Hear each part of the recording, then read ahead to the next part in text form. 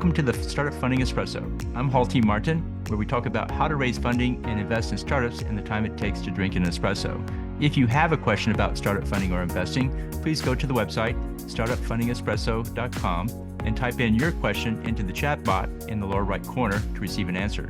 I hope you enjoy this episode. Hello, this is Hall T. Martin with the Startup Funding Espresso, daily shot at startup funding and investing. Before writing a grant application, make sure you have these things ready to go.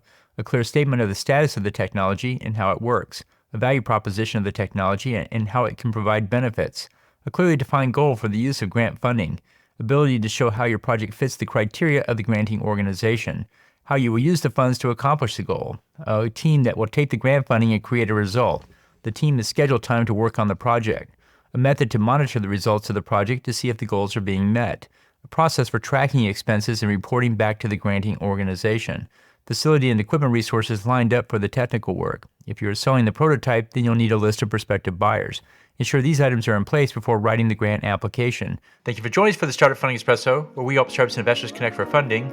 Let's go start us into today.